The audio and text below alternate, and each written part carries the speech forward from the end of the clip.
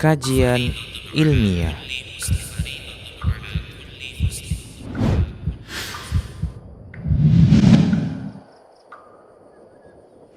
Baik, bismillahirrahmanirrahim. Assalamualaikum warahmatullahi wabarakatuh. Assalamualaikum. Alhamdulillahirabbil alamin wassalatu wassalamu ala rasulillah ma ba'du. Para pemirsa Rasyad TV juga pendengar radio stream dan mengaji, kita kembali di podcast spesial Kaula Muda, dan alhamdulillah sudah bersama kita guru kita Ustaz Muhammad Permana Fizullah Ta'ala, dan kali ini kita didampingi oleh Bang Eka Perhadian yang kita udah kenal. Beliau adalah konselor adiksi, dan nanti sama-sama kita mendengarkan faedah dari Ustadz, dan mungkin di segmen-segmennya bisa diisi oleh Bang Eka untuk tentang perilaku ya Bang, atau tentang bahaya zat adiktif, sambil kita menggali faedah dari sahabat atau orang-orang mulia yang akan kita angkat kali ini dari kalangan atau di sekitar Nabi Muhammad SAW. Ini judulnya agak mikir juga tadi Ustaz ya. Tegar ketika ibunya menolak. Bisa baper nih anak-anak muda yang dengar. Ini ditolak ibunya untuk apa ini gitu ya Bang. Iya. Tapi ini masih berbicara tentang sahabat Nabi SAW, dan ini ada sosok yang baru yang akan kita angkat, dan ini ada mungkin gelar ya Ustaz. Lagi-lagi biasanya kita tahu kebiasaan diangkatnya judul adalah dari gelar-gelar yang disematkan ke sahabat-sahabat Nabi SAW, dan ini dia kita dengarkan dari Ustaz. Tegar ketika ibunya menolak. Fadl masykur Ustaz. Bismillah. Assalamualaikum warahmatullahi wabarakatuh. Assalamualaikum warahmatullahi wabarakatuh. Alhamdulillah wassalatu wassalamu ala Rasulillah wa alihi wa ashabihi wa man tabi'ahum bi ihsanin ila yaumiddin wa ba'du. Para pemirsa Rasyad TV yang dimuliakan oleh Allah, para pendengar radio streaming Medan Mengaji yang dimuliakan oleh Allah Subhanahu wa taala. Sahabat yang akan kita bahas pada kesempatan kali ini merupakan sahabat-sahabat yang memang dijamin surga. Kita mengedepankan sahabat-sahabat yang mudah-mudahan kita bisa mengambil pelajaran sebab apa mereka mendapatkan kabar gembira dari Nabi kita SAW berupa surganya Allah Subhanahu wa taala yang berjalan di muka bumi, tapi ternyata sudah ditetapkan oleh Nabi kita SAW sebagai penduduk surga. Nah, salah satunya adalah sahabat yang bernama Sa'ad bin Abi Waqqas. Sa'ad bin Abi Waqqas ini sendiri, kalau dari jalur nasabnya ini, maka beliau paman dari pihak ibu Rasulullah SAW. Jadi beliau paman dari pihak ibunya Rasulullah SAW. Dan beliau ini seorang yang kokoh. Kenapa? Karena terkait dengan materi yang akan kita angkat, ya, tegar ketika ibunya menolak. Apa sebabnya? Apa hal yang menjadikan beliau tegar tatkala ibunya menolak? Bagaimana kisahnya? Beliau ini masuk Islam ketika usia 17 tahun. Dan memang beliau termasuk ke dalam as-sabiqun al-awwalun. Nah, bahkan ada ungkapan yang beliau katakan, tidak seorang pun masuk Islam pada hari ketika aku mengikrarkan 2 kalimat syahadat, selama 7 hari kondisiku tetap sama, dan akulah sepertiga Islam. Artinya beliau ini orang-orang yang di awal-awal masuk Islam. Ada Abu Bakar, kemudian Khadijah, kemudian beliau.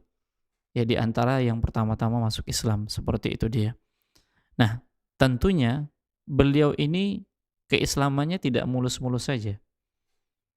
Dan beliau adalah sosok sahabat yang begitu taat kepada kedua orang tuanya, kepada ibunya terutama. Berbaktinya, penghormatannya. Namun ketika beliau masuk Islam, ada satu momen yang ini harus disikapi oleh Sa'ad bin Abi Waqqas. Bahkan sampai ayat turun berkenaan dengan beliau. Allah Subhanahu wa taala mengatakan di dalam surat Al-Ankabut ayat yang ke-8, A'udzubillahi minasyaitonir rajim, wa in jahadaka litusyrika bi ma laysa laka bi'ilm fala tuti'huma. Dan jika keduanya memaksamu untuk mempersekutukan aku dengan sesuatu yang engkau tidak mempunyai ilmu tentang itu, maka jangan engkau patuhi keduanya. Ketika Sa'ad bin Abi Waqqas masih menyembunyikan keislamannya, namun lambat laun ketahuan. Dan ketika ketahuan, yang paling menolak adalah ibunya. Beliau sayang kepada ibunya. Dan ibunya juga sayang. Beliau bertanya tentang agama barunya. Nah, ketika ibunya meminta untuk kembali kepada agama sebelumnya, ya agama di atas agamanya Abdul Muthalib, yang mereka masih menyembah berhala, patung-patung dan seterusnya, ibunya meminta. Dan ketika Sa'ad bin Abi Waqqas ya kekeh tegar dengan sikapnya, ya dia mengatakan bahwasanya aku tidak akan keluar dari agama yang baru ini. Maka ibunya mengatakan, sekiranya engkau tidak mau keluar dari agamamu yang baru ini, maka aku tidak akan makan. Aku tidak akan makan, aku tidak akan minum. Sehingga orang-orang mengatakan kepadamu, hai pembunuh ibunya sendiri. Nah, maka ucapan ini dipegang teguh oleh sang ibu. Dan Sa'ad bin Abi Waqqas juga memegang teguh ucapannya, bahwasanya dia tidak akan keluar dari agamanya yang baru, yaitu agama yang dibawa oleh Nabi SAW. Nah, pada akhirnya berita ini pun sampai. Satu harian ibunya nggak makan. Keesokan harinya ibunya lemas. Dan orang-orang meminta kepada Sa'ad bin Abi Waqqas untuk apa? Melihat ibunya. Maka dia pun melihat ibunya. Iya. Dan memang dilihat ibunya dalam kondisi lemas. Karena tidak makan, tidak minum. Dan ini kalau bisa kita katakan kebiasaannya. Ya, sunnah yang buruk. Kebiasaan yang buruk. Jalan-jalan hidup yang buruk yang dilakukan oleh orang-orang musyrikin. Apa itu mogok makan? Ya, maka hati-hati dengan konsep ini. Yang kita ngambek, yang kita bermasalah, nggak mau makan, nggak mau minum. Hati-hati. Ya, para istri misalnya ngambek, dia nggak mau makan, nggak mau minum, hati-hati. Ya, demo. Dan demonya nggak mau makan, nggak mau minum. Ya mungkin bagi suami untung nih. Ya, uang belanja berkurang gitu. Nah, demikian. Anak-anak juga demikian. Ketika ngambek dengan ibunya, masuk ke kamar kunci, ya suruh makan nggak mau. Nah, ini kebiasaan orang-orang musyrikin. Ya, jadi tidak mau makan, tidak mau minum. Nah, akhirnya dia pun datang melihat ibunya yang sudah kondisinya seperti itu. Ketika kondisinya demikian, dia pun membisikkan kepada ibunya, ibu, demi Allah, andai engkau mempunyai 100 nyawa dan keluar satu persatu di hadapanku, niscaya aku akan tetap menganut agama ini. Sekarang terserah saja, apakah engkau mau makan atau tidak mau makan. Maka melihat kondisi Sa'ad bin Abi Waqqas yang begitu tegar, akhirnya ibunya pun kalah. Dan akhirnya ibunya pun makan dan minum. Nah, jadi walaupun ibunya menolak agamanya yang baru, beliau tegar. Walaupun satu persatu nyawa keluar dari jasad ibunya, kalaupun diberikan 100 nyawa seperti itu, satu persatu keluar, maka Sa'ad bin Abi Waqqas dengan tegarnya, dengan kokohnya mengatakan, dia akan tetap berada di atas agama Nabi Muhammad SAW. Nah, seperti itu dia. Nah, ini yang seharusnya yang dipegang oleh anak-anak muda sekarang. Kokoh di atas apa? Di atas agama. Ya, kokoh di atas agama. Yang kita katakan bahwasanya apa yang dikatakan oleh Nabi kita SAW itu benar. Kita nggak boleh taat kepada makhluk dalam rangka durhaka kepada Allah Subhanahu wa taala. La ta'ata li makhluqin fi ma'siyatil khaliq. Nggak boleh taat kepada makhluk dalam rangka durhaka kepada Allah Subhanahu wa taala. Ini kedurhakaan, mengganti agama yang sudah diyakini kemudian kembali kepada agama sebelumnya. Ini kedurhakaan. Sehingga kalau nggak ada ilmunya, jangan ditaati kedua orang tua. Nah, seperti itu dia. Maka seperti inilah seharusnya anak-anak muda yang dia kokoh di atas agamanya. Ya, bukan kokoh di atas kedurhakaannya. Ya, bahkan mungkin nanti bisa disambung oleh Bang Eka, ya benang merahnya apa dengan kondisi sekarang yang anak-anak kokoh itu bahkan dia melawan orang tuanya. Ya, melawan orang tuanya dalam kondisi dia menginginkan sesuatu yang itu terlarang. Iya. orang tuanya tidak mengizinkannya, orang tuanya sudah melarangnya, bahkan orang tuanya sudah, boleh kita katakan sudah memukulnya supaya jangan melakukan yang seperti itu, penggunaan zat-zat yang demikian, tapi tetap saja karena memang dia mungkin membutuhkan itu, pada akhirnya dia tidak peduli lagi ucapan orang tuanya. Maka seharusnya yang seperti ini diganti dengan kekokohannya di atas agama. Ketika dia sudah yakini apa yang Allah berikan kepadanya dari pemahaman terhadap agamanya, ketika orang tuanya ya menolak ya apa yang dia yakini, hendaknya dia tegar walaupun ujian dia ada di hadapan matanya. Maka inilah yang menjadi landasan kenapa kita mengangkat tema ya tegar walaupun ibunya menolak. Namun yang seperti ini sisi yang positif. Ya, seorang yang sudah berada di atas hidayah hendaknya dia jaga. Ya, apapun yang yang berbenturan dengan dirinya, berusahalah dia untuk tegar. Karena inilah yang sudah ditempuh, yang dialami, yang dilalui oleh orang-orang terdahulu lagi soleh.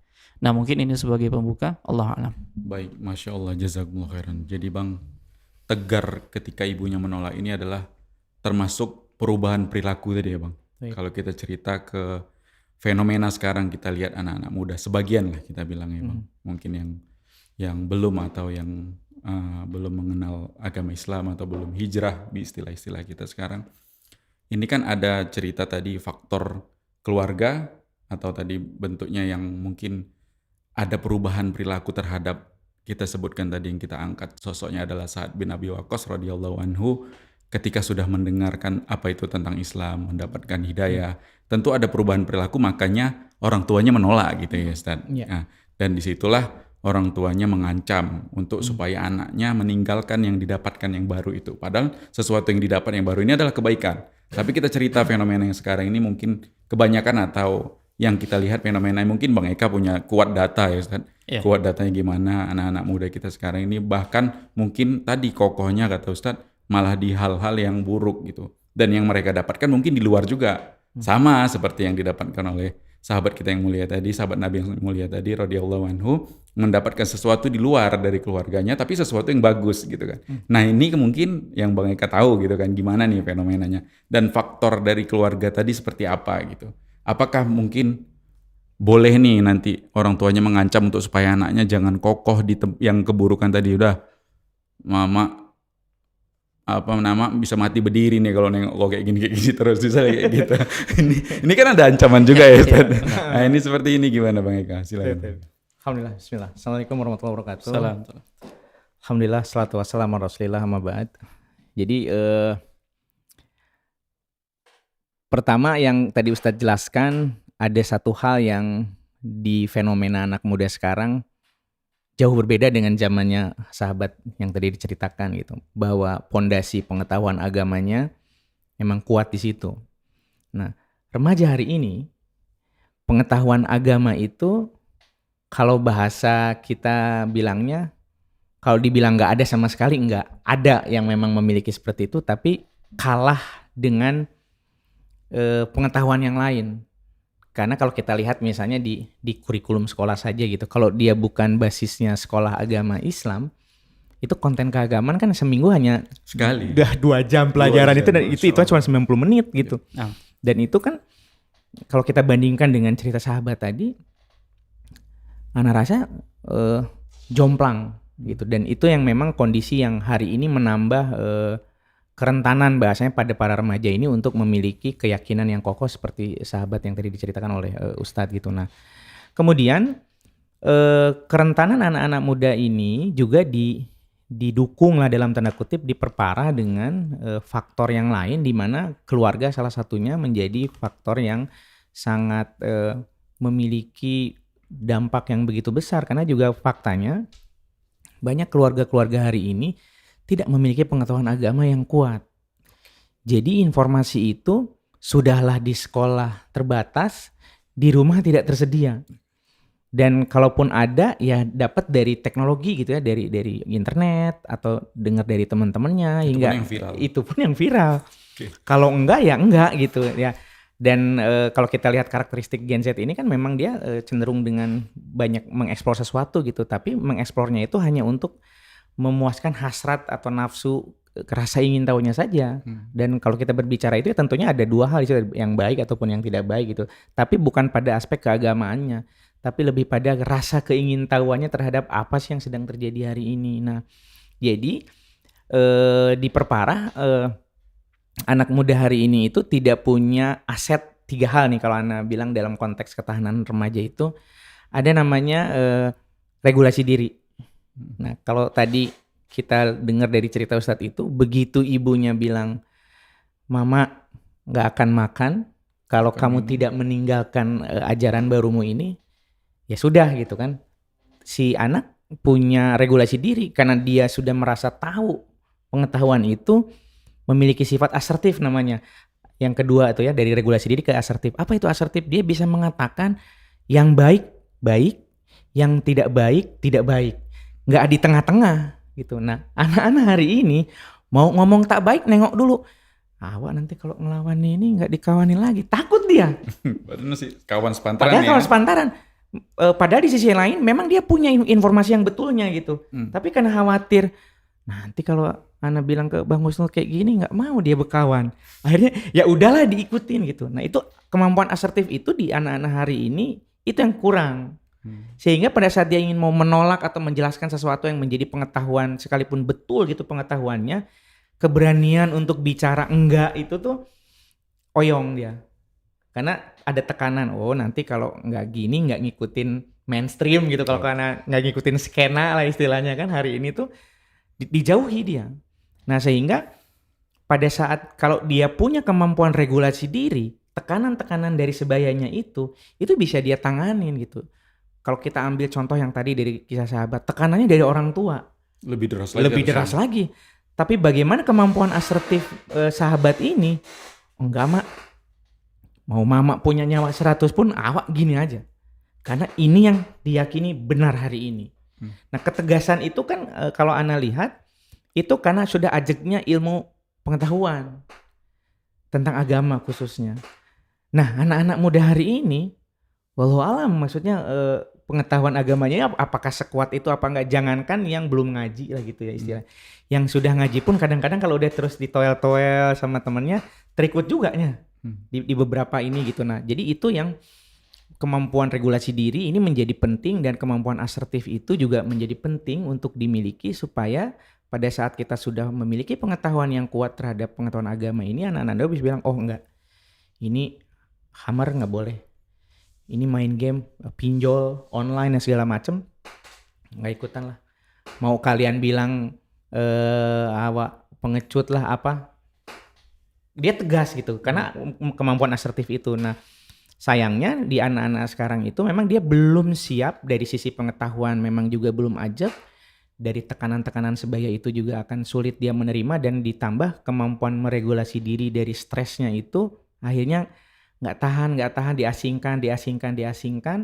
Padahal kan kalau dipikir kalau diasingkan teman, kalau memang keluarga masih bisa kan nggak jadi masalah. Nah tapi hari ini anak-anak muda itu kan lebih cenderung mendekat kepada teman-temannya dibanding ke keluarga, dan itu yang menjadi pertanyaan besar. Akhirnya yang jadi pertanyaan itu apakah memang betul keluarga itu tidak sanggup memenuhi lah dalam tanda kutip kebutuhan ilmu agama, materialnya, kesehatan psikologi, kesehatan mentalnya, dan itu ada di teman-teman, atau sebetulnya memang keluarga tidak bisa menyediakan itu sehingga akhirnya anak ini cenderung lebih keluar gitu akhirnya. Dan pada saat di luar ya tentunya tentang pendidikan regulasi diri, kemampuan asertif itu akan sulit gitu. Nah kalau kita lihat dari pengalaman sahabat tadi, Ana coba ngikutin cerita Ustaz tadi, Ana meyakini bahwa pada hari itu Rasulullah masih hidup. Sumber ilmunya memang di situ. Ada gitu, siapapun yang memang mau bertanya, jangankan ditanya, bahkan Rasulullah memang memiliki kewajiban menyebarkan Islam ini gitu. Nah itu kan ada yang mengambil peran itu. Nah hari ini kan peran itu di anak-anak muda coba kita tengok sangat minim. Ustadz masih muda bang. Ya maksudnya kita beruntung punya beliau kan yang memang masih mau mengambil porsi itu gitu. Tapi kalau kita lihat di zaman dulu kan hampir banyak gitu yang kita mau nanya nih, kalaupun misalnya Rasulullah tidak ada Abu Bakar, ada Utsman, ada Umar. Nah hari ini begitu dia tidak dapat di orang tua, nanya ke guru agama ketemu seminggu sekali misalnya. Iya.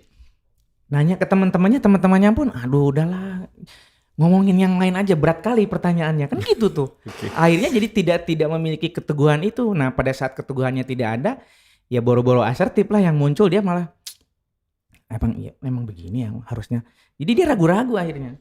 Sehingga pada saat ragu-ragu itulah setan pasti udahlah sini aja gitu. Nah jadi ajaknya self regulation atau regulasi diri dan asertif itu harus didukung dengan memang pengetahuan keilmuan yang baik, dan keluarga betul tadi yang dibilang Bang Husnul ini memegang peranan penting karena bobot terbesar pendidikan anak-anak hari ini adanya di keluarga sebetulnya. Dan ya kondisi keluarga kita hari ini memang tidak banyak yang seperti di zaman Rasul waktu itu, banyak banget informasi yang bisa diperoleh langsung dari sumber yang memang istilahnya sumber yang kredibel gitulah. Nah hari ini itu yang memang menjadi tantangan kita.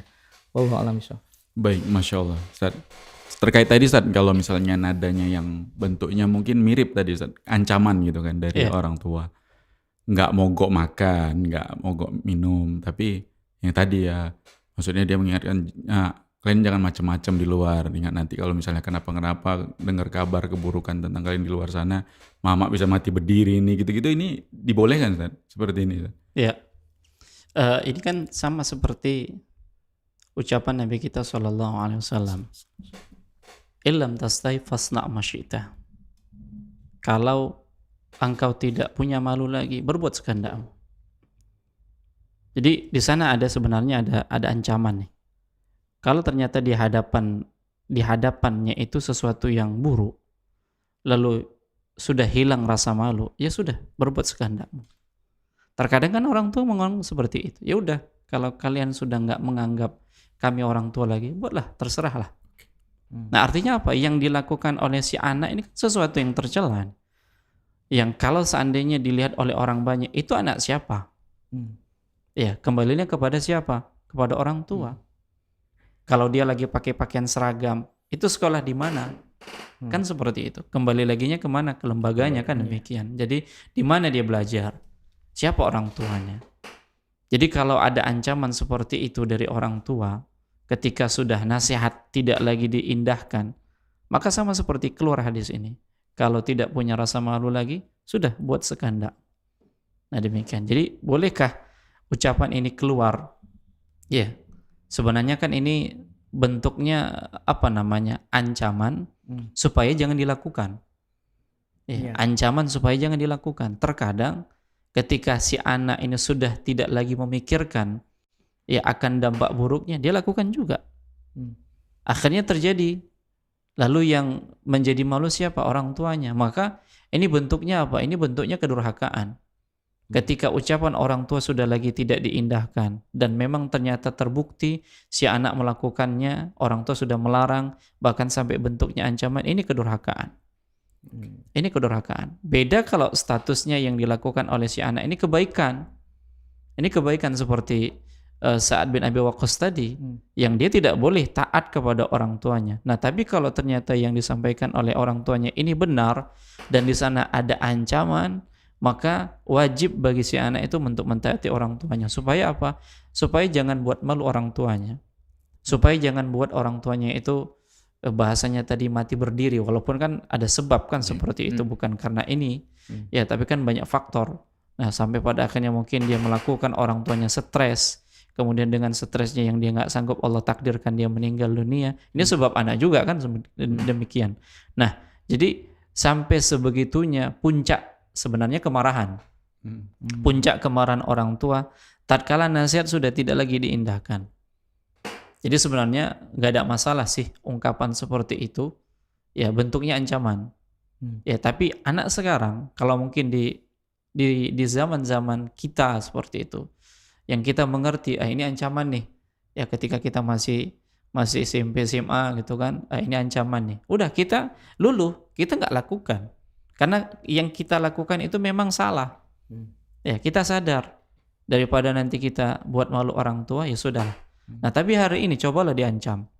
Ketika anak itu diancam oleh orang tuanya, ya cobalah buat pintu nggak akan terbuka nanti malam. Mau dibikin. Nah, dibuat solusi anak. Kenapa? Dia sudah punya komunitas. Bi'ah itu sudah terbangun. Mhm. Ketika dia sudah punya komunitas di ruangan di rumahnya itu sudah dia tidak dapatkan lagi kenyamanan, dia akan cari ancaman nggak berlaku lagi, dia akan buat.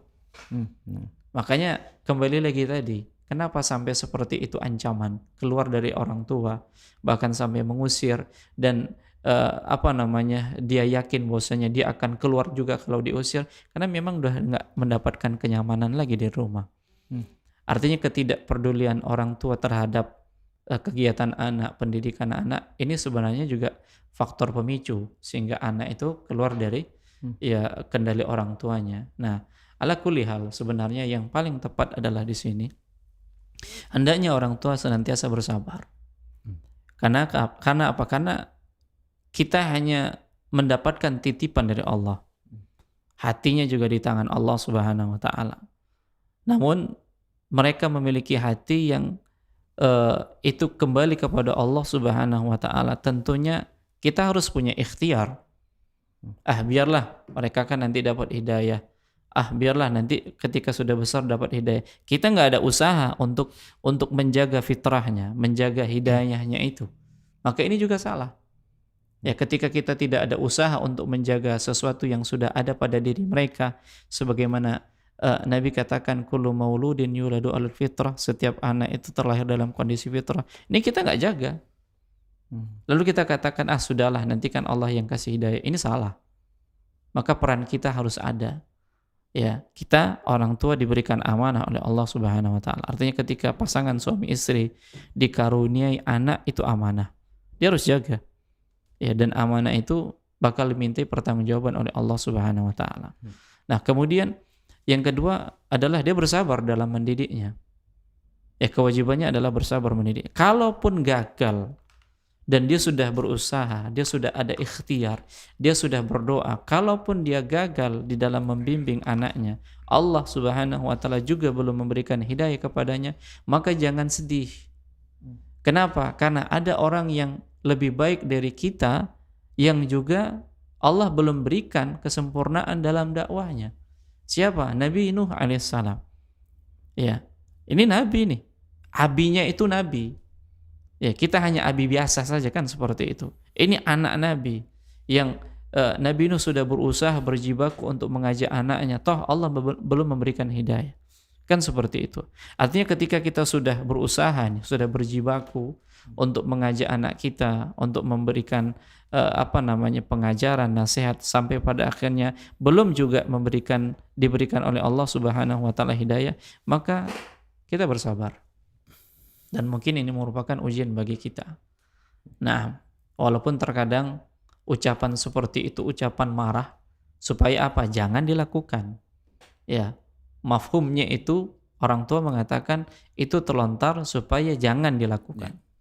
Tapi kalau sampai dilakukan juga, ini menunjukkan apa yang dikatakan Nabi tadi, illam tastahi fasna masyita. Kalau engkau tidak punya rasa malu, berbuatlah sekehendakmu. Dia buat juga seperti itu, berarti dia tidak memiliki rasa malu lagi. Nah, demikian. Allah a'lam. Baik, Masya Allah. Jadi tolak ukur bahwasannya anak itu durhaka atau enggak tadi memang betul-betul di ke orang tuanya, Ustaz. Kalau memang orang tuanya tetap bersabar, dia tetap nggak jatuh durhaka sama orang tua berarti, Ustaz. Nah, jadi ketika si orang tua ini bersabarlah, ya bersabar sampai pada akhirnya anak tetap melakukan juga, ya anak melakukan juga, ya artinya orang tua melarang, ya jangan lakukan itu. Anak lakukan juga, tetap kategorinya dia dikatakan durhaka. Hanya saja si orang tua harus bersabarlah atas kedurhakaannya. Dia introspeksi nih, apa yang salah? Ya jangan serta-merta yang kita salahkan adalah anak kita misalnya seperti itu. Ya sudah berulang-ulang kita nasihati, ternyata dia tidak mau juga mendengar. Ya Allah belum berikan dia hidayah, intinya seperti itu. Tapi ada usaha yang kita lakukan. Yang salah itu nggak ada usaha. Kemudian pasrah, anak ini salah. Seperti itu dia. Nah, baik, Masya Allah. Dan seperti contoh tadi Nabi Nuh alaihissalam tadi, anaknya tetap termasuk anak durhaka ya, Ustaz. Wah, nggak mungkin juga Nabi disebut Nabi yang nggak sabar ya, Ustaz. Iya. Tentu Nabi bersabar, tapi tetap anak itu disebut anak durhaka karena nggak mengikuti apa yang diperintahkan oleh Nabinya. Jadi tetap bersabar ya, Ustaz. Tetap bersabar. Ini abi-abi nanti apalagi ya, Ustaz? Nah, tadi nabi ini abi nanti, apa-apa nanti abinya gitu. Nah, sholat nak, abi nanti. Nah, ngaji nak, abi nanti. Abi nanti lagi nih. Masya Allah nih, Ustaz, lingkungan sahabat, khususnya sahabat yang lagi kita bahas ini, Ustaz, Sa'ad bin Abi Waqqas radhiyallahu anhu, apakah memiliki kemiripan dengan kaula muda kita saat ini, Ustaz? Mungkin Sa'ad bin Abi Waqqas dulunya sebelum mengenal dakwah tauhid atau hijrah ke Islam, apakah di lingkungan yang mungkin pernah lingkungan yang buruk, dan gimana beliau meninggalkan itu, atau otomatis memang dijauhi aja gitu sama teman-teman yang lama gitu, atau mungkin sahabat yang lain ya, kalau misalnya Sa'ad bin Abi Waqqas radhiyallahu anhu bukan termasuk atau tidak memiliki kemiripan dengan kaula muda kita saat ini. Baik. Kalau yang kita bicarakan adalah Sa'ad, ini tipikal di usianya tadi kita katakan 17 tahun masuk Islam. Nah, tipikal dia dengan anak muda pada saat itu, beliau nggak terlalu sibuk dengan urusan-urusan yang banyak. Bahkan beliau ini sibuk dengan apa? Sibuk dengan panah. Busurnya. Ya. Jadi hobinya seperti itu. Agak-agak atlet lah gitu. Nah, jadi kalau ketika anak-anak muda yang lain sibuk dengan khomarnya, ya, saling berebut kekuasaan dan lain sebagainya, ada penyimpangan di sana, apalagi menyembah berhala kan seperti itu. Beliau tidak terobsesi dengan itu. Beliau sibuk dengan skillnya sendiri, kemampuannya sendiri. Nah, kalaulah hari ini anak-anak muda yang seperti tipikalnya Sa'ad bin Abi Waqqas, yang dia punya potensi ini positif lah, yang dia sibukkan dengan aktivitas itu saja, yang dia dalami, dia ahli, dia nggak akan ikut-ikutan tuh. Tapi ketika dia nggak ada dunianya sendiri, aktivitasnya sendiri, akhirnya dia ikut ke orang lain. Bersyukur kalau seandainya yang diikuti adalah teman-teman yang baik. Tapi ternyata circle-nya nggak bagus pula ini. Ya, apalagi dia hanya ikut-ikutan, diajak, dia nggak punya sesuatu gitu kan. Nah, ini yang sulit. Ya. Keahlian nggak punya, harta nggak punya, ilmu apalagi seperti itu. Pada akhirnya dia jadi tukang suruh aja kalau kita katakan seperti itu. Mau disuruh seperti ini asalkan bisa gabung. Nah, demikian. Jadi beda dengan Sa'ad bin Abi Waqqas. Ya, jadi sahabat-sahabat yang kita sebutkan, sudah beberapa kali kita menyebutkan sahabat-sahabat itu memang mereka ini punya kebiasaan-kebiasaan khusus. Ya, nggak terlalu open dengan kegiatan orang-orang musyrikin Makkah. Ya, terkhusus anak-anak mudanya gitu kan. Ya, apalagi kalau kita lihat sahabat yang paling utama yaitu Abu Bakar, nggak pernah ada keinginan untuk minum khamar, nggak ada keinginan seperti itu. Nah, ada juga yang sahabat yang lain nggak ada pernah keinginan untuk menyembah berhala. Nah, kalau beliau ini di masa mudanya disibukkan dengan ketangkasan. Bahkan nanti ada kisah khusus berkaitan tentang beliau ini ketika beliau berperang di perang Badar, begitu juga dengan perang Uhud, beliau jago memanah. Ya, dan panah pertama yang dilesatkan di dalam Islam itu panahnya Sa'ad bin Abi Waqqas. Nah, demikian. Jadi, kalaulah anak muda hari ini digiring ke sana dengan aktivitas yang memang positif, ya apalagi panahan, kemudian renang, kan seperti itu. Ya, balap kuda, ya. Nah, jadi kalau yang nilainya nilai positif, nah, yang seperti ini nggak akan memikirkan sesuatu yang menyimpang itu. Tapi ketika sudah tidak ada lagi kegiatan positif, pada akhirnya ikut-ikutan dan ujungnya ada yang mengikut ke sana. Nah, demikian. Allah a'lam. Baik, Masya Allah. Kita masih di seputar boleh nanya nggak ke Ustaz? Segmen ini. Antum yang mau ditanya ini, Bang? Enggak, yang tadi Anda cuma mau menegaskan karena ada konteksnya ke masa hari ini gitu. Oke. Apakah memang pada hari itu di zaman Nabi gitu, masih zaman Rasul kita, pada saat udah punya bakat gitu, lingkungannya langsung memberi dukungan kan Ustadz, kalau tadi Anda dengar cerita dari Antum bahwa tersalurkan gitu hobinya. Ya, artinya kan ada yang mengakomodir, ada medianya gitu. Ya. Nah, apakah memang seperti itu? Karena kalau memang misalnya seperti itu, artinya hari ini di banyak kasus itu banyak anak-anak muda yang tidak mendapatkan media seperti ini, terfasilitasi. Apakah memang pada hari itu gitu ada fasilitasi? Atau sahabat yang mulia itu nge-explore sendiri gitu ya? Ya, gitu maksudnya. Iya, terkadang dia difasilitasi oleh sang ibu, atau memang dia mandiri seperti sahabat-sahabat yang lain. Ketika dia tidak mendapatkan itu dari orang tuanya, ya walaupun beberapa sahabat itu kita lihat fasilitasnya dari orang tuanya, Masya Allah kan seperti itu, seperti Mus'ab, konsekuensinya semua ditarik fasilitasnya kan demikian. Nah, ini dapat fasilitas yang demikian. Ya, Sa'ad juga mendapatkan fasilitas yang demikian. Kalaupun mereka tidak dapatkan, mereka berusaha itu. Ya, berusaha. Ya, seperti Nabi kita SAW. Jadi hidup dalam kondisi miskin, tapi tidak menjadikan beliau itu menghinakan diri. Tetap ada yang dilakukan gitu. Nah, para sahabat yang kita ceritakan juga demikian. Sahabat-sahabat yang memang mulia seperti itu karakternya, yang memang mereka nggak berpangku tangan dengan nasib yang ada gitu. Ada usaha yang dilakukan. Nah, kalau hari ini misalnya ketika fasilitas itu nggak ada dari orang tua, apakah harus diam saja? Ya, berbeda dengan orang-orang dahulu seperti itu. Dia berusaha apa yang memang bisa diusahakan. Ya, apa yang dia pengen sesuatu, tapi nilainya positif, kemudian bagaimana menggapainya? Dia akan bekerja misalnya. Dia akan mencari sesuatu yang bisa berpenghasilan untuk mendapatkan itu. Nah, inilah mungkin yang tidak didapatkan ketika dari sisi orang tuanya nggak dapat, ya sudahlah. Dari orang tua nggak dapat, dari mana lagi? Ya demikian. Nah, jadi sebenarnya ketika anak muda itu punya potensi, yang dia punya potensi, ya dia punya potensi di usia-usia mudanya itu, kenapa dia tidak menggalinya? Kenapa tidak mau mengusahakannya? Ya, bagaimana caranya? Apalagi sekarang dengan mudahnya kan didapatkan cara-cara seperti itu. Nah, kalaulah memang dari sisi ini contohnya panahan gitu kan. Ya, yang dia suka panahan. Ya salurkan hobi yang lain yang memang dari sisi biaya, dari sisi budget itu tidak terlalu mahal. Ya, gimana caranya? Tinggal dia aja mengeksplornya. Ya, gimana caranya supaya dapat tuh. Nah, dan itu kan semuanya positif. Nah, kalaulah yang seperti itu tadi, yang memang dikembangkan sisi positifnya, ya insya Allah nggak terjadi sesuatu yang hari ini terjadi kan. Tapi ketika sudah nggak tahu lagi aktivitasnya apa, ya pada akhirnya terjadilah apa yang terjadi. Nah, demikian. Allah a'lam. Masya Allah. Yang jelas kalau untuk panahan aja nggak lebih mahal dari yang bikin berasap itu ya kan Bang. Atau untuk kegiatan ajaib-ajaib lainnya itu. Tapi Bang cerita karakter generasi gitu ya Bang. Kayak tadi Ustadz sampaikan bahwasannya mungkin dulu di zaman-zaman dulu mungkin Ustadz SMP atau kita di zaman-zaman kita SD atau SMP gitu ya Bang. Itu denger ancaman kayak gitu dari orang tua, kemungkinan untuk terngiang-ngiangnya itu ketika kita di luar mau ngapa-ngapa itu ada gitu loh. Tapi sekarang kayaknya nih ya kan kita nggak tahu, mungkin abang yang lebih concern di situ, memang ada perubahan di generasi kita terhadap perilaku atau memang karakter generasi itu memang ada yang berubah gitu seperti apa?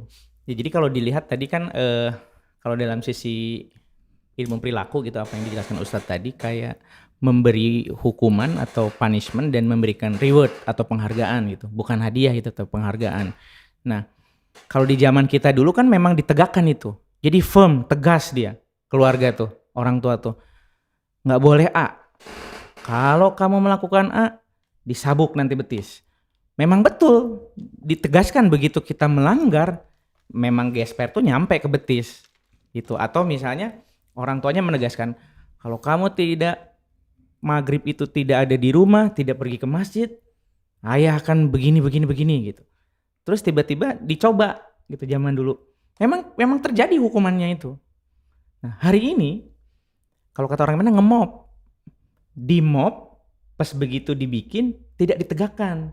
Jadi sebetulnya orang tua juga berkontribusi kepada longgarnya dalam tanda kutip aturan-aturan itu.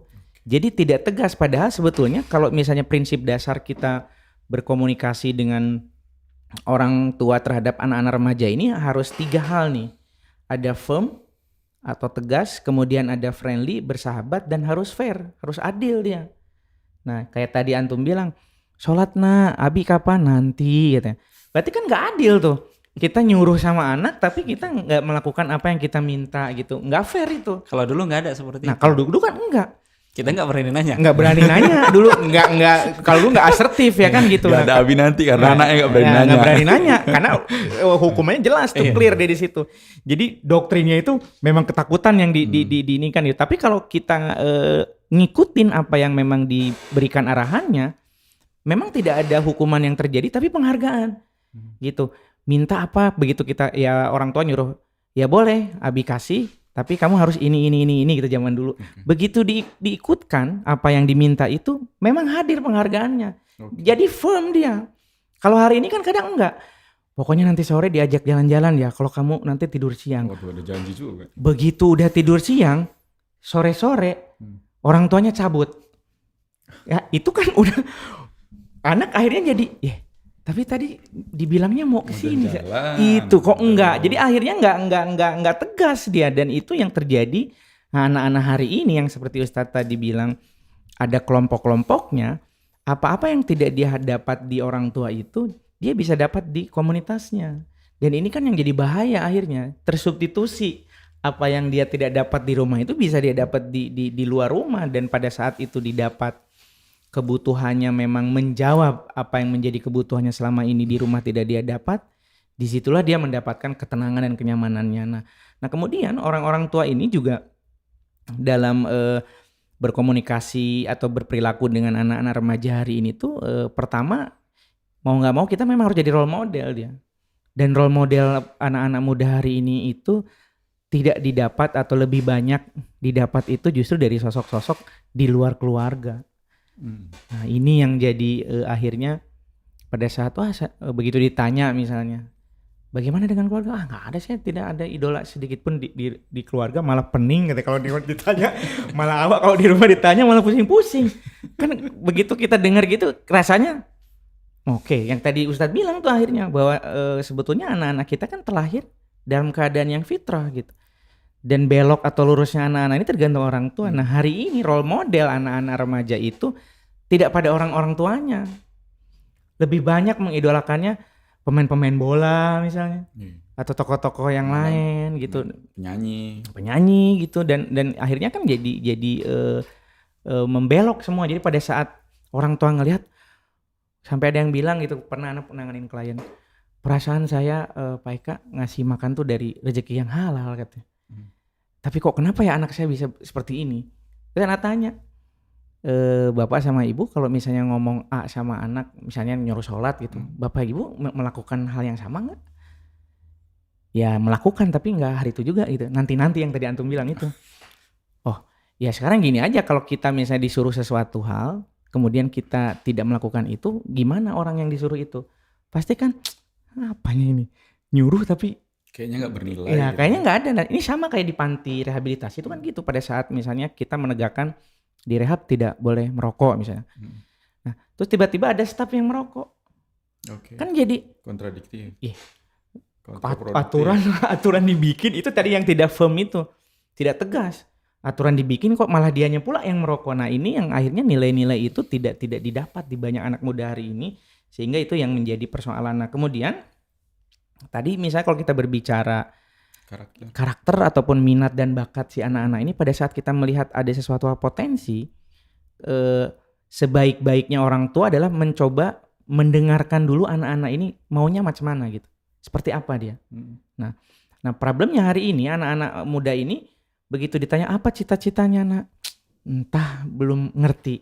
Nah harusnya kan peran orang tua itu mendorong supaya dia kok bisa nggak punya cita-cita, kok nggak bisa punya keinginan, supaya tadi itu Ustadz jelaskan, biar kita juga bisa kalaupun memang mau membantu bisa pas gitu dengan mengarahkannya. Nah sayangnya, nah ini lagi-lagi orang tua hari ini terlampau sibuk dengan kegiatan bekerja yang katanya itu untuk anak-anak, tapi meluangkan waktu untuk anak-anaknya mendengar mereka bercerita itu juga minim. Bahkan menggantikan fungsi mendengarnya itu dengan pembantu misalnya, atau dengan bibi-bibi atau uak-uaknya, bukan dengan mereka sendiri. Sehingga akhirnya ya pada saat dia cerita sama uaknya, mungkin uaknya kalau ada waktu yang ngomong sama orang tua, kalau enggak ya enggak gitu. Nah akhirnya anak-anak ngerasa ngomong tak ngomong nggak ada yang berbeda gitu. Akhirnya mereka juga bingung. Nah pada saat bingung begitu gimana? Nah hari ini anak-anak muda kan larinya di sini nih, di gadget ini. Akhirnya explore gitu kan. Syukur dapat medan mengaji. Nah kalau sempat dapat role model yang udah dijelaskan Ustadz gitu, betul. Maksudnya kan. Pas begitu dapat medan yang lain kan huru hara kita. Nah itu yang jadi repot. Nah kemudian Yang terakhir mungkin si orang tua ini bersifat lembut ya, tapi tegas. Jadi kalau di anak sekarang kok kan dipencet terlalu keras, dia lari, dikendorin makin lari. Jadi dia memang mesti so-so, kalau kata anak sekarang mesti ada waktunya kita meluk, ada waktunya kita renggangin. Nah, tapi itu awalnya adalah bagaimana sikap orang tua harus menjadi pendengar yang baik setiap keluh kesah anaknya. Nah, hari ini itu yang kurang. Jadi banyak kalau anak konseling di tempat kerja tuh ditanya secara material terpenuhi. Tapi kenapa anaknya seperti itu? Anak tanya sama anaknya, kenapa? Ya gimana bro, kata orang tua aja cuman ngasih uang aja, padahal sebetulnya saya hari itu bukan butuh uang, saya butuh didengerin mau cerita, tapi dia nggak ada di situ. Akhirnya udahlah saya keluar rumah, katanya lari ke game dan segala macam. Nah jadi itu ruang-ruang itu yang memang perlu dihadirkan. Nah kalau tadi dengar cerita para sahabat dari Ustadz kan juga ternyata selain orang tuanya mendukung, sikap kritis dan analisa, oh kalau saya pengen belajar mana, orang tua nggak sanggup mengadakan, ya cari di mana gitu. Dan qadarullah mungkin pada zaman Rasulullah SAW itu memang semua ada tersedia di situ. Nah hari ini sudahlah tidak ada role modelnya di rumah, begitu kita nengok di lingkungan, satu pun nggak ada yang betul misalnya. Jadi akhirnya pilihan itu sudahlah terbatas, yang ada pun nggak bagus-bagus sekali. Akhirnya itu membingungkan anak-anak muda ini. Nah makanya anak mengajak para orang tua, ya termasuk anak sendiri itu untuk lebih, yuk kita coba pahami sebetulnya anak-anak ini tuh seperti apa dia keinginannya. Kalau memang dia masih bingung dengan menata kehidupannya, ya kita lah jadi pendengar dia dulu supaya kita bisa mendampingi mereka dalam tumbuh kembangnya. Nah satu lagi PR-nya adalah yang tadi Ustadz bilang, memang orang tua mau gak mau harus punya ilmu agama dan pengetahuan yang baik, karena tanpa itu juga jadi repot akhirnya kita untuk memberi pendidikan. Demikian. Masya Allah, jazakumullah khairan. Itu Ustadz, ini kita udah di penghujung Ustadz. Penghujung ya? Iya Ustadz, gak terasa emang nyeritai anak zaman sekarang. Tapi kan Ustadz, ini generasi, perubahan karakter generasi zaman sekarang ini kan ternyata tadi kalau menurut Bang Eka pengamatannya itu juga sumbangsi dari orang tua sekarang. Dan orang tua sekarang itu diantaranya adalah kami ya Ustadz, kita gitu kan Ustadz. Dan kalau adalah yang udah kadung Ustadz, mungkin salah tadi dalam penerapan reward and punishment tadi, memberikan penghargaan atau hukuman tadi mungkin yang kayak dibilang Bang Eka tidak tegas gitu, ketika memang udah dibuat aturan, ditegakkan aturan, tapi ketika terjadi pelanggaran nggak dilakukan, atau udah dijanjikan hadiah atau penghargaan, ketika anak itu mendapatkan capaiannya tidak juga diserahkan atau diberikan. Udah seperti ini, udah kadung lah terjadi, udah nasi udah jadi bubur Ustaz. Anak-anak juga udah memang memiliki karakter yang udah nggak kita harapkan gitu. Ini seperti apa Ustaz solusinya Ustaz kalau dari agama kita Ustaz? Nah, yang pertama itu dari perubahan dari kita. Innallaha la yughayyiru ma biqaumin hatta yughayyiru ma bi anfusihim. Allah itu nggak akan merubah nasib suatu kaum sampai dia yang merubahnya gitu. Jadi walaupun kita sudah kadung salah dengan pola pengasuhan pendidikan itu, dan kita tahu di mana salahnya, maka tidak mengapa kita memulai dari awal. Kita mulai dari awal. Karena kan kita baru mungkin mendapatkan ilmu-ilmu yang bermanfaat seperti itu dia. Sama seperti ketika kita baru memulai kajian, yang dulu kita Masya Allah sudah kita anggap sholat kita sudah perfect nih. Tapi ketika kita melihat kembali, ternyata sholat kita masih ada yang salah. Maka mau gak mau kita harus ulang dari awal. Ya, gimana dari toharohnya, kan seperti itu. Mau gak mau, apa yang salah dari kita sebagai orang tua? Nah sudah kadung nih, sudah berlebihan memberikan punishment, atau terlalu memanjakan anak dengan memberikan hadiah sehingga kita nggak bisa mengendalikannya lagi. Apa-apa harus ada ini dan ada itu baru mau dikerjakan. Mengulang kembali kesalahan kita, kemudian terus belajar, ini sikap yang harus kita ambil. Kemudian dalam proses itu, ya jangan pernah kita sungkan untuk mengatakan Abi dan Ummi minta maaf atas kesalahan kita. Ya, mudah-mudahan ini kita perbaiki lagi sama-sama ini. Jadi jangan kita meletakkan hierarki kita sebagai seorang orang tua, kemudian dengan anak kita nggak mau minta maaf. Oke.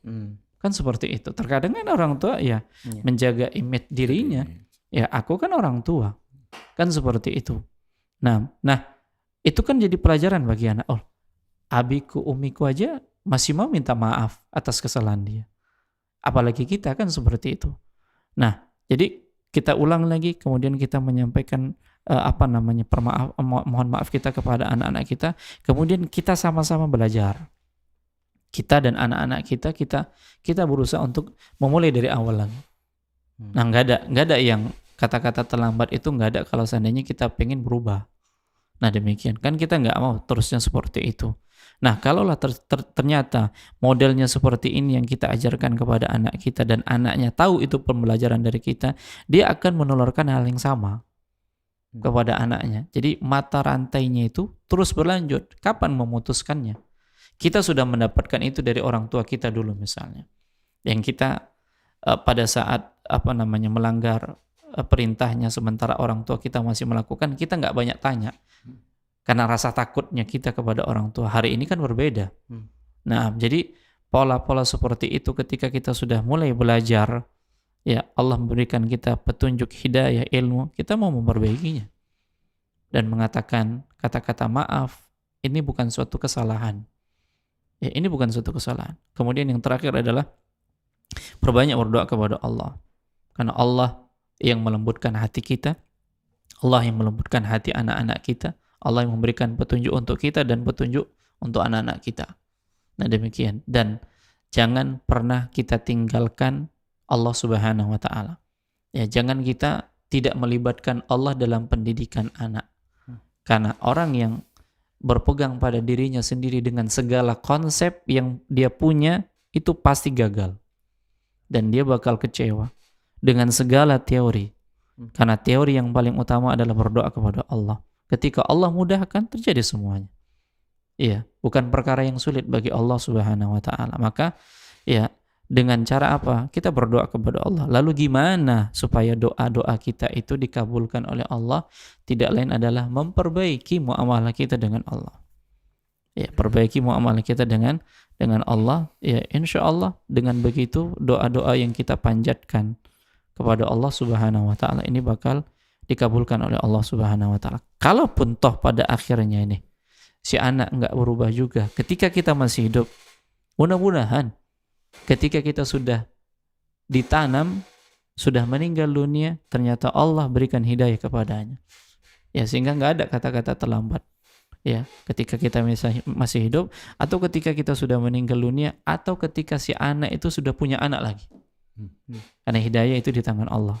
Nah demikian, Allah a'lam. Baik, Masya Allah. Dan salah satu karakter sahabat yang mungkin kita pernah bahas, ketika ingat anaknya ada yang sholat ya Ustaz? Nah benar. Masya Allah. Jadi ketika seperti itulah para salaf terdahulu. Jadi tatkala mereka ingat kepada anak, ya ingin kebaikan-kebaikan itu juga Allah berikan kepada anak-anak mereka. Mereka tambah sholat, mereka terus berdoa, mereka melakukan kebaikan karena kebaikan orang tua itu akan mengalir kepada anaknya. Inilah tadi dia muamalah, memperbaiki muamalah dengan Allah Subhanahu wa Ta'ala. Nah demikian, Allah a'lam. Baik, sedikit lagi mungkin Ustaz, Nah. terkait dengan punishment atau penerapan hukuman ke anak Ustaz. Kalau memang kita merasa yang udah kita buat atau kita sepakati bersama dengan anak menetapkan hukuman itu, tapi ternyata pada saat mau melakukan ini kayaknya terlalu berat deh. Ini dibahasakan atau dibatalkan gitu aja, atau memang perlu dialog atau seperti apa Ustaz, kalau misalnya dari pandangan kitanya Ustaz? Dari sisi syariat, ya punishment itu ada. Ya, contohnya meninggalkan sholat. Dia usia 10 tahun. Artinya kapan seorang anak itu mendapatkan hukuman fisik? Ya ketika anak itu di usianya 10 tahun. Dan yang dihukum ini juga perkara wajib, meninggalkan sholat. Ya, ajarilah anak-anakmu sholat usianya 7 tahun dan pukullah usianya 10 tahun. Artinya ini perkara yang wajib nih, yang boleh dipukul dengan fisik. Ya, kalau tadi kita juga pembahasan berkaitan tentang berjanji atas nama Allah Subhanahu wa Ta'ala. Artinya melakukan perjanjian dengan nama Allah. Jadi melibatkan Allah dalam perjanjian dia. Ini menunjukkan apa? Tidak mengagungkan Allah Subhanahu wa taala. Jadi jangan bermudah-mudah berjanji, jangan bermudah-mudah untuk bersumpah atas nama Allah bagi anak-anak. Nah, di zaman tabi'in, Ibrahim An-Nakha'i mengatakan, dulu orang-orang tua kami ketika anak-anaknya seperti itu dipukul. Supaya apa? Supaya jangan bermain-main dengan sumpah. Ya, untuk apa? Untuk memuliakan Allah. Jadi mereka mendapatkan pukulan, dan ini pembahasannya tauhid. Seperti itu dia. Jadi hukuman fisik boleh, tapi dengan tidak mencederai. Ya, dengan tidak memberikan bekas terlebih pada wajah. Ya silahkan. Makanya kan diperbolehkan itu meletakkan cemeti. Ya, supaya apa? Supaya si anak takut. Nah, ketika dihukum benar-benar dihukum. Ya, benar-benar dihukum, tapi hukumannya itu adalah hukuman mendidik, bukan menyiksa. Ya, kalau sudah mendidik, bukan menyiksa, anak akan merasakan prinsipnya orang tua itu memang nggak pakai tangan. Kapan dia pakai tangan? Kapan dia menggunakan tangan? Ketika jatuh dalam perkara yang wajib dia tinggalkan. Artinya di sini orang tua lebih banyak menahan, ya, lebih banyak nasihat. Ya, tapi ketika pelanggaran yang berkaitan tentang perkara wajib, misalnya keluar buka aurat, ini kan perkara wajib. Sholat seperti itu kan, ini kan perkara wajib. Nah, selebihnya dia tidak menggunakan tangan. Sehingga ketika si orang tua menggunakan tangan, anak merasa bahwasanya ini benar hukuman. Tapi kalau sudah setiap hari itu sarapannya, dia sudah kebal itu. Dia sudah Imun siap. ya, Ustaz? Iya, sudah siap dia. Ya kalaupun paling ya 1-2 menit sudah hilang ya itu. Dia buat lagi. Tapi ketika para orang tua menahan tangannya, ya dari memukul dan seterusnya, si anak akan mengetahui bahwasanya oh ternyata inilah ketegasan orang tua. Ya, selama ini hanya sebatas nasihat-nasihat, ternyata pelanggaran yang wajib ditinggalkan, ini dipukul. Nah, jadi kalau dia ingin menegakkan punishment dan memang ada kesalahan, ya ada kesalahan dan khawatir dengan hukuman fisik ini melukai, ya terkadang kan tidak terkendali, ujung-ujungnya memang bukan untuk mendidik, yang menyakiti, maka ganti dengan punishment yang lain. Ya, ganti dengan punishment yang lain. Nah, seperti tetap ada punishment-nya.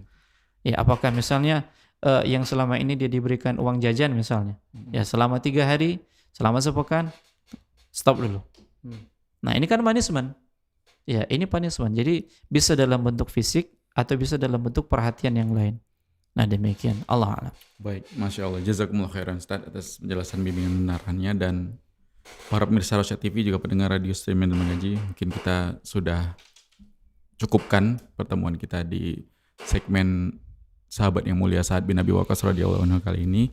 Tapi mungkin sebagai penutup ada dari Ustadz dan Bang Eka nih, kesimpulan aja mungkin tentang ketegasan lah yang dibutuhkan, gimana supaya anak-anak muda atau kaula muda kita bisa lebih tegas ketika mungkin dari Bang Eka secara perilaku dalam menolak ajakan-ajakan buruk, dan untuk lebih menegas, bisa bersikap tegas ketika memang udah bisa punya tahu potensi kebaikannya di mana yang bisa digali, itu seperti apa juga nanti dari Ustadz, silakan. Bang Eka dulu mungkin. Baik, jadi kalau untuk para generasi muda, yang pertama memang kita harus memiliki regulasi diri yang baik. Jadi artinya kita harus bisa melakukan analisis kritis terhadap apa yang ingin kita capai, apa yang ingin kita lakukan. Kemudian kita juga mempertimbangkan dampak baik, dampak buruk dari tindakan-tindakan yang akan kita lakukan itu seperti apa. Nah, kemudian juga kita coba melakukan analisa kritis juga tentang apa sih sebetulnya cita-cita kita, pengetahuan-pengetahuan apa yang menurut kita penting, apakah agama, apakah ilmu pengetahuan yang umum. Kita harus memiliki basis itu gitu, sehingga kita bisa tepat dalam memilih, apakah itu memilih orang untuk bertanya, tempat untuk belajar, lingkungan untuk kita bergaul. Nah, kemudian yang berikutnya adalah kita harus juga memiliki sikap asertif gitu. Artinya kita harus berani dan bertanggung jawab kalau menyatakan tidak terhadap hal-hal yang negatif itu, berikan penjelasannya. Begitupun kalau kita mendukung, berikan juga penjelasannya. Nah, oleh karena itu untuk memiliki sikap asertif ini kan tentunya kita butuh ilmu pengetahuan di situ, dan hari ini ilmu pengetahuan itu silahkan cari dari sumber-sumber yang memang terpercaya dan baik gitu secara sumbernya. Jangan serampangan lah ngambil pengetahuan itu, karena pada saat kita salah memilih ilmu, salah memilih guru, tentunya itu akan berdampak juga pada kehidupan kita di masa yang akan datang. Nah, untuk orang tua, sikap kita dengan remaja itu ada dua sebetulnya ya, sikap orang tua dan cara komunikasi. Untuk sikap sendiri, pertama mau nggak mau kita harus jadi role model bagi remaja-remaja ini. Tanpa role modeling yang baik, sulit kita mendapatkan anak-anak muda yang baik juga gitu, karena sesuatu hal yang baik tentunya harus bersumber pada hal yang baik, dan dalam hal ini orang tua dan keluarga harus menjadi role model yang baik bagi anak-anaknya. Karena kalau udah berbicara lingkungan, kontrol atau kendalinya udah di luar kemampuan kita. Tapi kalau diri kita sebagai orang tua ya tentunya masih ada di dalam kendali kita. Kemudian usahakan menjadi orang yang tegas tapi dengan pendekatan yang lembut seperti yang tadi Ustadz bilang. Kalau misalnya masih bisa diingatkan dengan perkataan, banyaklah bersabar, dan kemudian sebisa mungkin hindari reward dan punishment gitu. Kalau misalnya memang reward punishment itu terlalu sering nanti ditegakkan, kalau tadi Ustadz bilang, itu jadi kayak ada normalisasi. Paling nanti digampar, paling nanti begini. Nah, itu kan jadi ada yang menormalisasi itu gitu. Nah, harapannya itu dihindari itu. Itu hanya kuncian terakhir aja, reward dan punishment itu digunakan. Nah, kemudian para orang tua harus juga bisa memiliki cara berkomunikasi yang baik dengan cara menjadi pendengar yang aktif. Tentunya dengarkan dulu keluh kesah anak-anak ini, persoalannya seperti apa. Menggunakan metode pesan diri dan menghindari atau mengembangkan resolusi konflik gitu. Jadi ini bukan persoalan saya orang tua menang, kamu anak kalah, tidak seperti itu. Tapi kita bersepakat, kalau memang ini pilihannya, oke, yuk kita buat kesepakatan seperti apa. Kalau oke, bagaimana? Kalau tidak oke, bagaimana? Jadi sehingga ada pemikiran dari anak-anak remaja itu untuk mengambil dan menganalisa pilihannya. Demikian. Baik, Ustadz. Ada yang mau ditambahkan? Ya, tambahnya singkat aja. Singkat aja. Ya, karena sudah padat tadi. Secara teknis mungkin. Nah, sebagaimana Sa'ad bin Abi Waqqas ini masuk Islam usia 17 tahun dan ini muda, ya masa-masa muda, maka gunakanlah masa muda, pelajarilah ilmu. Dan setelah kita mempelajari ilmu, berdoalah agar Allah memberikan kekokohan kita untuk bisa mengamalkan ilmu yang kita dapatkan. Hari ini itu penting. Ya, untuk anak-anak muda, ya jangan pernah malu untuk belajar agama dan berdoa kepada Allah untuk bisa kokoh mengamalkan apa yang kita dapatkan. Nah, demikian. Allah a'lam. Baik, Masya Allah. Sekali lagi jazakumullah khairan Ustaz dan Bang Eka. Dan tentunya para pemirsa Rosyad TV juga pendengar radio stream dan mengaji. Mudah-mudahan apa yang kita sajikan di podcast spesial Kaula Muda kali ini bermanfaat tentunya untuk kami pribadi, juga untuk Anda dimanapun Anda berada. Kami pamit mewakili kru yang bertugas. Kita tutup dengan doa kafaratul majelis. Subhanakallahumma wa bihamdika asyhadu an la ilaha illa anta astaghfiruka wa atubu ilaik. Assalamualaikum warahmatullahi wabarakatuh.